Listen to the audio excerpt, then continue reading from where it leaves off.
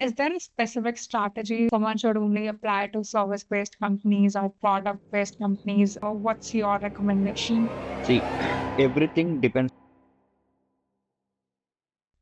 So, hi everyone. Welcome to the Career Catalyst podcast. Today we have a very special guest with us. We have Mr. Dharmendra, and with over 7 years of experience in the IT industry, he is now working as an Azure admin and a DevOps engineer. So, let's begin. Thank you so much, Dharmendra, for joining in. Yeah, thank you. It's my pleasure. Yeah.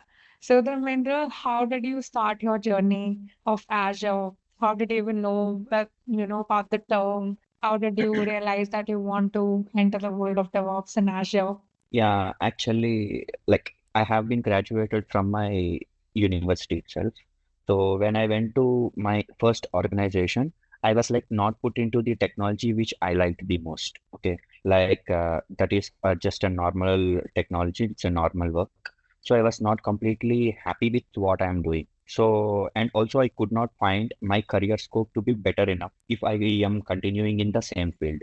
So that is the reason I just wanted to have a change into my technology, change into my knowledge, and the one which satisfies me, and the one I should be told with my proud. So that is the technology. What that is what it leads to me to go with the Azure. Before going with Azure, also I have just gone through so many technologies. This is not just I have taken this and I have excelled it. The journey was something else. So, like, I have taken many technologies, but I did not understand why God had stopped me into going with that. And now I have been to Azure. And even when I went to Azure, also, like, I do not understand anything in the starting.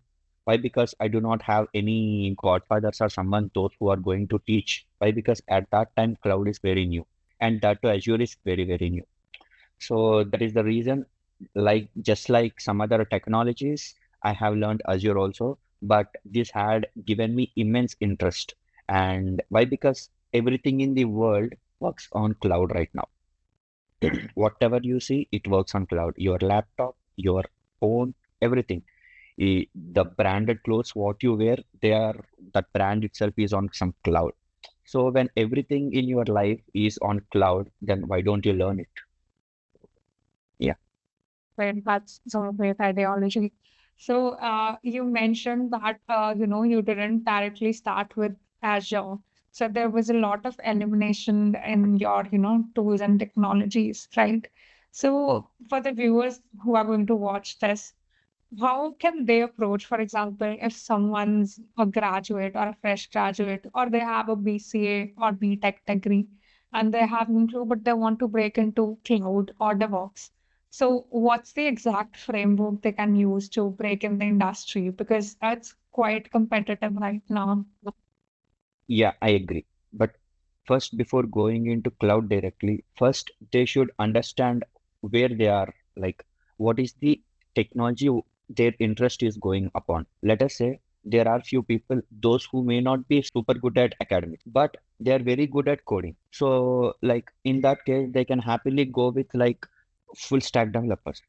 So full stack developers are also ruling right now. And there may be few people, those who may not be good at coding, but they are very good at administration part. They wanted to know more about like frameworks, like how does it start and how is going to end. They wanted to know more about system design. So Yeah, they can go into SRE or something. And there are few people, those who wants to go onto the cloud. They wanted to explore more and more beyond what we are working on. So those people can go onto the cloud. So based upon their interest, they have to choose their technology. Not because this technology is in boom, I have to learn this. That technology is in boom, I have to learn that as well. That is how I wasted my time. But I do not want others to do the same. So first, try to understand where your interest is taking to. Accordingly, go. But one thing I can definitely say is never ever go with the tool. Go with the technology. That is very, very important. If you are going with the tool, that tool can be replaced in 6 months or 1 year or 6 years. But if you are going with the technology, any tool can build upon the technology, you can excel it. So rather than going on to the Azure, try to go on to the cloud technology so that you can excel in AWS or Azure or GCP or Salesforce Cloud, anything. So that is what I wanted to say. Okay, okay, that was some great advice. So, talking about these various certifications, the market is saturated with a lot of cloud certifications, but AWS having the highest market share. Do you recommend someone starting, like you mentioned, that there should be a certification neutral approach that one should go for? So, how can someone, start learning? If, for example, I want to start learning cloud, I may go for, AWS Cloud Practitioner certification. Would you recommend that, or would that waste my time, or shall I go with Azure? I actually wanted to say certifications are just for resume purpose. Okay, why? Because the one what you see on the certification papers, like the questions what you see on the certifications are not the ones what you work on your real world. So real world is something else. You will work with lot of real-time scenarios. You will work with lot of examples. You have to troubleshoot stuff. You have to resolve them. So it is completely different. But if your resume wanted to be get caught up on the top profiles, then certification is important. But you need not waste all your time on preparing only for the certification rather than having technical knowledge on it. So I wanted to say the fundamentals should be very, very strong. And yeah, do certifications for certification point of view. That's all. But learn the technology for your point of view. So learn the technology for you, for yourself, not for something else. Then you can crack the job. Then you can go into that technology and can excel it. You can say like the use case scenario, what you are working on, that will never come into the certification questions. So that is what, yeah. But if you are very good at your technology, then you can easily clear the certification. But if you can very good with the certification, it does not mean you can be very good with the technology. Yeah. Exactly. So, Dharmendra, if someone has, a basic certification on their resume, so, and but they lack, hands-on knowledge. How can a candidate fill a gap of, getting all that hands-on knowledge so that they can crack the interviews? Because we get a lot of, candidates asking, they have the certifications, they have the theoretical knowledge, but they, have that gap of cracking the interviews. So, what's your Yeah. take on that? Actually, to crack the interviews, the most fundamental part is to learn the foundations. Foundation is the one which actually gives you more knowledge. Without foundation, see, let us say people how they are. See, nowadays people are talking more about cloud, talking more about DevOps, talking more about ML, or talking Hmm. more about data or something. But they are not understanding what is the first step of it. There is always a there is always a first step of everything for every technology or every tool. So that is the reason we have to go step by step. You may be little late, but learn each and everything. That especially from the foundation. If you are very good from the foundation level, then it will be very, very beneficial and useful for you. Yes, people are not able to crack the interviews though they are having certifications. I can understand the reason. So what they can do is they have to practice few real-time scenarios. They should understand how to troubleshoot stuff. That is what interviewer expects more. Why? Because in any project, there are two most important things. One is security and second one is cost. So when client is giving you a project, they will be paying you heavily. So obviously they will be having few negotiations, like they will be extra careful with respect to security and also with the cost. They cannot give as much as money they want. They are giving you money, but they should not like they should not get back onto the security part. They should be secured enough. So you have to think from the client's perspective. So as a client, what he wants, accordingly you should like prepare. Then only you can go ahead. And troubleshooting is very, very much required. Why? Because suppose if you wanted to provision a server or deploy a virtual machine, everybody can do that. There is simple options, people can simply do that. But what if it is not working? Why should I do this only? Why not others? So people have to think 360 degrees. Okay, why not? Why this? Why not that? That question must arise on every mind. When that question is arising, then you start thinking in multiple ways. then your approach will go in multiple ways. Nowadays, the knowledge has become very, very easy to learn. You are having multiple number of technologies. You're having multiple number of applications to learn, multiple trainers. So you have to learn why not? Yeah, of course. Right. That is actually quite insightful because people lack that basic foundation that you mentioned. So talking about that, what's your recommendation? What's the non-negotiable foundational knowledge or slash tool that you would recommend if someone wants to break into cloud?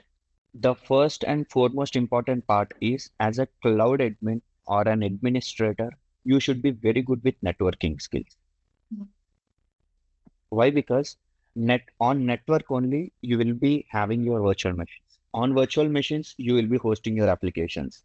So that is what the real-time users, they will use those applications. So obviously networking is the most basic part. You should, and even security lies with networking. So when you are very good with the networking skills, you can go ahead. If you ask me about DevOps, Linux. Linux is the most important thing if you have to excel in DevOps. So that is how it should be. Yeah, That is the makes starting step. Yeah. So, Dharmendra, previously in our conversation, you mentioned that you didn't have a mentor. So, how did you navigate exactly and break into the industry? What was your inspiration, and how did you go about it? Would love to hear that. Yeah, actually at that time, I was not really having so many people, those who are teaching Azure, okay, or cloud. I have already seen that there are many people taking AWS, but I have seen Azure is going slowly, but it is going in a rapid way. So, like not in a rapid way, but it is extending its market. Okay, so I just wanted to try with Azure. Why? Because Microsoft is the one which is managing all our applications. Let us say Teams, it belongs to Microsoft. Word, Outlook, PD, PPT. So everything belongs to Microsoft in your software job, right? Then when Azure Cloud belongs to Microsoft, then how easy is it to integrate? Right. It is very easy to integrate. So when all belongs to the Microsoft people, it is very easy for us. So that what's make me to go to Azure side. Okay. So yeah, you asked something else, right? I'm sorry, I forgot that. Yeah, when we diverted the conversation. So, Yeah, I got it right now. yeah, Yeah. right. So thing is like at that time I have went through so many YouTube channels and I have went to so many institutes, but nowhere they are I was very good at one topic. So I requested them to teach me that topic, but they are not giving total 100% information. They are just giving me only basic levels. At that time, I just went through one of the YouTube channels where he is also not giving complete information, but he's giving in a very, very crispy way, very, very clarity way. So I just caught him. I just contacted him. I requested him. He made me wait for some time. Before going to him also, I got cheated with some other trainers. They Mm. said that we will teach you Azure, and they have taught me Azure just in some 5 to 6 hours. And I thought only this is Azure. And I went for interviews. And in interviews, I was not able to clear anything. Why? Because the most important part which is lacking over there is fundamentals. He's not teaching any fundamentals. He is just giving, how does this work? This works on this way. How does this work? This works on this way. That will never give you any sort of knowledge. Why should you work on that? What is the main fundamental part to work on that? What is the back end story to work on this? You should understand in that level. If we both are on call, so on the back end, what is working? On the back end, how the response is when I'm talking to you, how you are getting the response. So that is how people should think. Yeah, so that trainer actually took 6 months of time and he has given his time to me and I have learned with him and then I have done my real-time scenarios on my own and then I cracked the job. That's amazing. That's quite inspiring, honestly. And one the key takeaway that we must take from you is that analytical and critical thinking is really important and the backbone of becoming an Azure or be it DevOps or any other technology. So that's a great takeaway, of course, even for me. Yeah. Yeah, So thank talking about DevOps, we have talked, I think, about Azure. So how did you, even navigate into DevOps at the same time? Was it at the same time you were working on Azure hands-on? How did you start? you. So thing is that you literally need not work everything on manual level. People will think DevOps is a big tool. That is what this is. This is the no, that is not. DevOps is to automate your process. Automate matlab you will be doing it an easier way, right? So let us say if you want to do something when you are doing the whole process manually, but in DevOps, when you are just running the pipeline by changing your required parameters or something, it will do your job. So, but to do that, you should have enormous amount of knowledge. So that is why people are falling on DevOps right now, right? Rather than to deploy the code on this environment or that environment or doing this, that, and all, if you go to DevOps, you can just click over there. So you can happily do that. And with good amount of security. When you're doing it manually, there may not be security. You might be missing some factors, but DevOps pipeline will fall. It will fail if you are not going to bring security or if you are not going to give correct piece of code. So that is why DevOps make our lives easier and faster. Okay. So we've heard a lot about DevOps. Could you like quickly quote, a very real life scenario? Like for example, even if I'm, let's say a clothing brand owner or I have my own website, do I really need DevOps to integrate, into my system, or where can I really apply DevOps? Definitely. Let us say a simple clothing brand called Flipkart or Myntra. Mhm. Let us say Myntra, they are planning, or Flipkart or Amazon. Amazon is planning for Great India Sale. Everyone knows that Great India Sale, right? So let us say today is not Great India Sale, tomorrow it is going to start. So today, the amount of users using Amazon is, let us say, some 10 crore in India at this particular point of time. Tomorrow, Great India Sale starts at 12 a.m. in the midnight. Then do you think only 10 crore people will shop on Amazon? Thoughts? Definitely not. 70 crores, maybe 80 crores, or something else. So, accordingly, you should scale your Amazon instances, scale your Amazon servers. You understand, right? So, will you do it manually by doing like this? Or will you do it, will you increase it by clicking on one, two, three, or will you give on increasing by giving some respective number? No, Right. you should automate that process. Based upon that, then scalability should increase or scalability should decrease. When Great India Sale is done, you should not work with 70,000, 70 crore users. Why? Because it will give you enormous cost. Again, it should scale down. The number of instances should decrease. For that also, you need pipeline. And you want your application. See, if you see, we will be getting application version 1.1.0. Tomorrow, 1.1.1. Day after tomorrow, 1.1.2. Even in Instagram, you have got repost button right now. How you are getting? They are not doing everything manually. They are just coding it, putting into the DevOps pipeline. They are running it, deploying to the production, and you are getting it. Simple. Yeah, that is. Yeah, even in WhatsApp, you are getting update every now and then, which is very easily. How they are getting? Simply, if you are doing it by DevOps, it will do it very fast. That is. You actually made it very simple, We already, heard about DevOps, but really didn't know how the thing it is used in real life. So that was very Yes. helpful. Yeah, even cloud, the basic part of cloud is like Mm. scalability. That's what we call as scalability here. Yeah, so scalability is the one which is most important on the cloud. You need not do everything like this in on premises. If you use cloud, you can happily scalable your instances. You can happily scale out your instances. So yeah, that is why I recommend cloud very much. That is Oh, more towards our real life problem. makes sense. So, Dharmendra, what does your, daily day at work looks like? Are you, usually juggling between like cloud and DevOps, or is it like more of an integrative process that you follow? Like, what exactly do you do at your job? I actually go with my so we actually work on a priority basis. Like mostly like if we have something to work on production, that is our most prioritized stuff. So yes, based upon that, we will have lots of recommendations from Azure Cloud.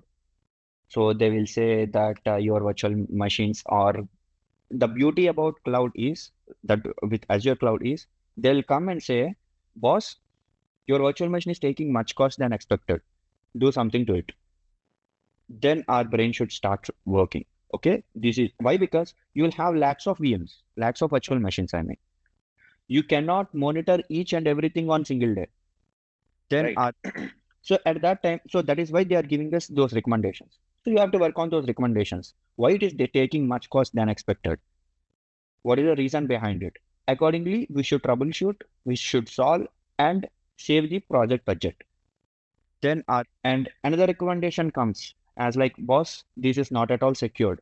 You should do something else. Now, okay, then I have to install firewall. If it is of less cost, then I have to go install some other security component onto it. So I'll be talking to the networking team. Okay, if it is available. And I will be talking to respect to IAM team. Boss, yes, I need these privileges. Come to me and give me those privileges. I'm going to install this firewall on top of it so that it will be secured.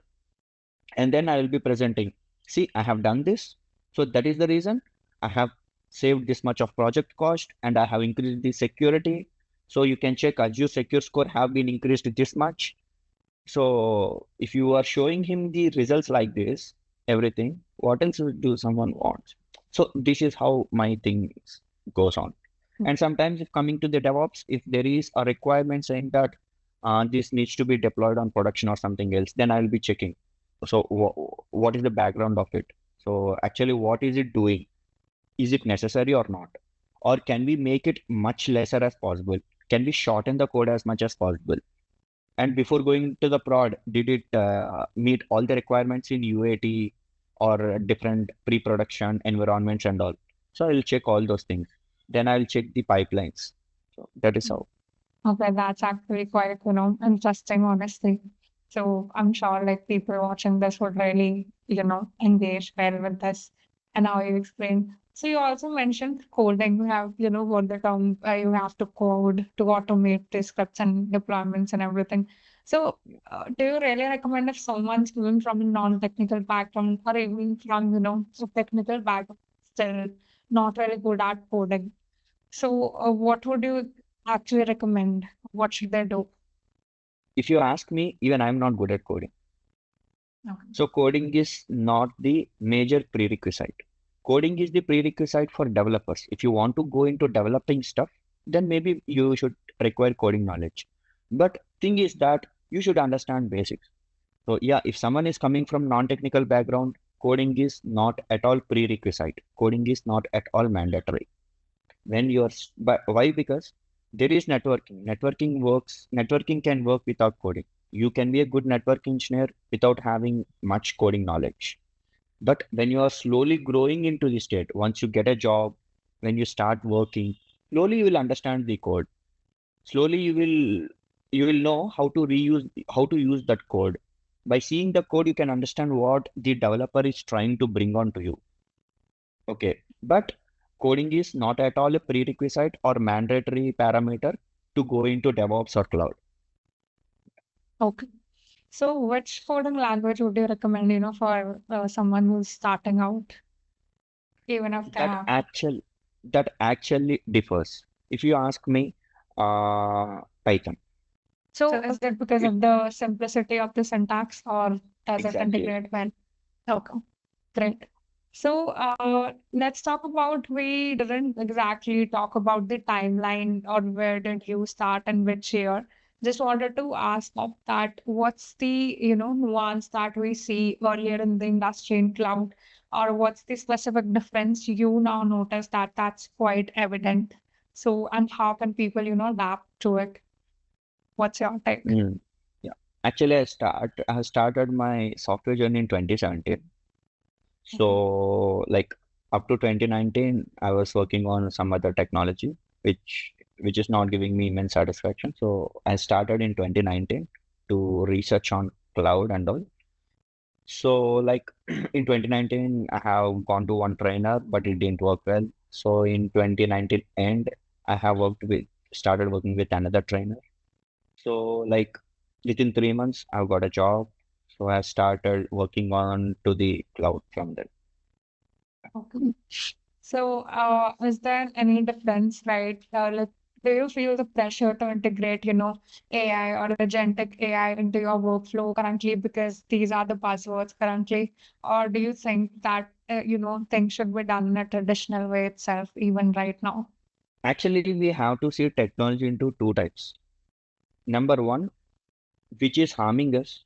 Number two, which we should use it. Okay. So if you think technology is harming you or technology is taking out your job, you have to prepare accordingly.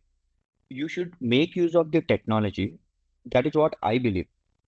You, we have to make use of technology is what I believe. So if there is genetic AI, Gen AI is there. What Gen AI does is like we have to integrate that Gen AI into our regular tasks so that it will try to understand what it is going through, like what it is going wrong in it. Or if you take about some weather prediction app into weather, in every mobile phones will have weather app. How can they predict about tomorrow's or day after tomorrow's weather? Using all these technology techniques.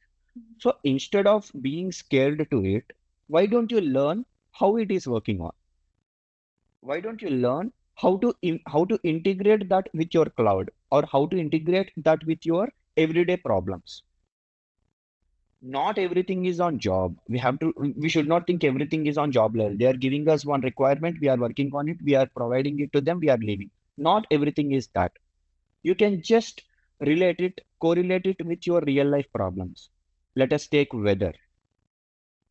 So yeah, how are they doing it based upon this? So what is the background it is doing?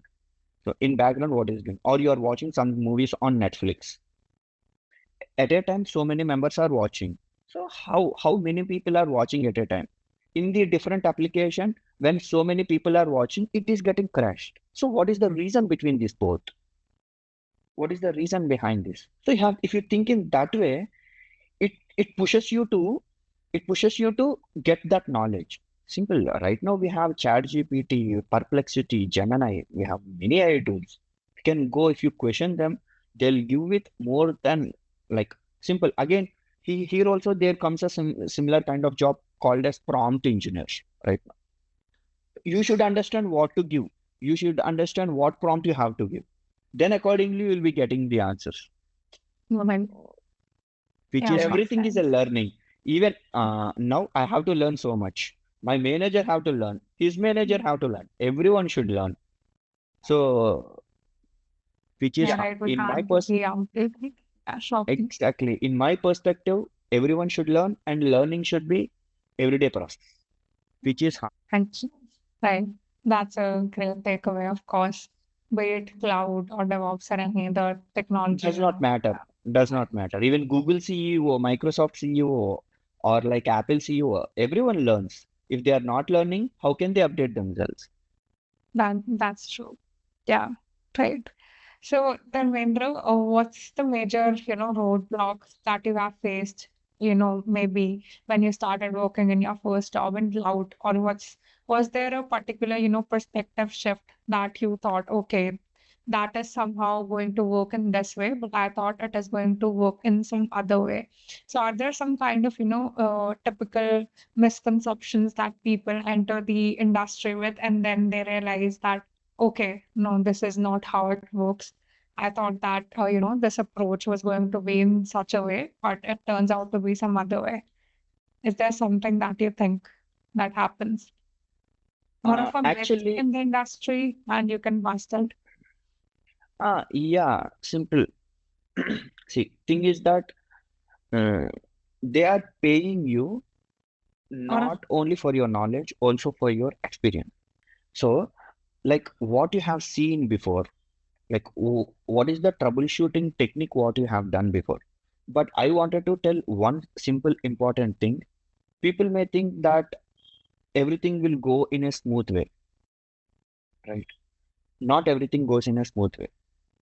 If everything is going in a smooth way, you are not going to land in your destination very happily or very safely. Only if you have that kind of ups and downs. I had many ups and downs. If I have to tell that, it will be my night. Okay. Mm. So there will be many ups and downs. Just believe in you. That is the most important thing. You have to believe in you, and you have to believe in your knowledge. If you are lacking, if you are believing that you are lacking somewhere, go learn it, try to apply it. How much important learning is, that much important applying is. Only if you are applying, then you will understand. So I would like to prefer someone, some newcomers or someone to go in this particular path rather than yes, there is a myth saying that you have documentation, you can do anything. That is a myth. You cannot get anything from the Microsoft documentation. You cannot get everything from the Microsoft documentation. Yes, it do help. It helps a lot. It helps a lot. But if you wanted to go into cloud, I can read my Microsoft documentation and I can go into cloud. That is a myth. That cannot happen. Or I can do the certification, I can be a very good cloud engineer. That is also a myth. So rather than that, your knowledge should speak rather than your certifications or your degrees. Yeah. Yeah, that was actually, people must, wrap their head around it because a lot of people think once they have the certification, okay, great, I'm going to have a job. Yeah. Mm, So, right. So, what's the current salary that a fresher, Azure admin, or a DevOps engineer can, expect in the current market? What's your, opinion? yes, currently it is in boom. So Mhm. this technology, why? Because any app must work on cloud, right? So like any technology, like whatever technology you take, right now the most important technologies are, in my view, full stack. Always a developer will have good amount of thing. Second thing, cloud and DevOps. Why? Because every application is getting hosted onto the cloud. So, So and in cloud you can integrate any kind of technology. Right now everyone are listening about AI. You can integrate AI to your cloud. So you can integrate anything. You can integrate security component. You can integrate some third party applications. So you can do anything with the cloud. So second one is cloud. Third one is cyber security. You can, Mhm. of course, everyone needs secured. Everyone. Why? Because you know how data leakage is happening nowadays. People are saying world war is not with the weapons, world war will be with the data. So if your data is getting leaked, that can result even to the world war. Mhm. So cybersecurity is also very, very much important. Yes. Next one is like right now, which is in boom, AI. You can do not go directly to AI, learn many things before that. Learn about data, learn how that data works, what people are doing with that data, how machine learning works, how deep learning works, how AI works. So go with go in that way. So these are the most important tools right now. all right. So, Technologies, I mean, yeah. yeah, of course. So, with the conversation that we have had so far, if I condense it, like it really comes to, having your foundational knowledge all clear, right? Because people always, get stuck into the trendy stuff and they forget about the foundational knowledge. So that's a major takeaway from the conversation, of course. So Yes. talking about DevOps, Dharmendra, like there are a lot of tools and people often get, fussy about it that there are more than, 10 or even 15 tools and technologies that someone needs to learn. So is it really important that someone needs to learn all those tools and technologies in just one go, or they can just learn, top three or top five technologies and then they can go for the job? See, here, that's what I'm trying to say. These are not technologies. These are tools. So, Let us say if so I'm going into DevOps, okay, let us say for pipeline, there is many tools. One is Jenkins we have. For so CD we have Argo, and we have Azure DevOps. so We have GitHub Actions, and we have Terraform. In so Terraform Cloud also we have CI/CD pipelines. We have AWS also. We have GCP also. Let us say when someone is learning one technology, one tool, okay, person A is learning tool one, okay, a company is offering, a company is interviewing him. Unfortunately, they are not using that tool. Then what he do? Okay, they are expecting that tool, right? So I have to learn that tool also. Then he goes to another interview. They are not expecting not both of these tools. They are expecting some other tool. Then he has to learn that tool also. Like that, how many tools he has to learn? That is only for CI. Like that, we have multiple what do you say, multiple blades. You have to learn each and every tool. No, right. Rather than you should understand the technology, like how CI/CD pipeline is running. To make it secure, what you have to do to integrate some third-party application into this CI/CD pipeline, what should you do? If it is Java code, how does this run? If it is Python code, how does this run? Where you are storing that code, is that code secure enough? And where you are running this code, is it in which environment you are running? Once your code is done running in the production environment, how are you testing it? Right. So that is how they have to learn. Why? Because even I do not know all the tools. I know only Azure DevOps tool. I do not know Jenkins. But that does not mean if there comes Jenkins, I could not do that. Why? I can do that. Why? Because I can simply integrate that Jenkins into my Azure DevOps, and I'll just apply my analogy skills. Okay, in Azure DevOps, this is the parameter name. In Jenkins, what is this parameter name? So I will be using my analogy. So, and then I'll compare, and then I'll try to work on that. So that is the importance of learning on technology. If you learn only tool, simple, everything will be same. Just the terminology difference is there, right?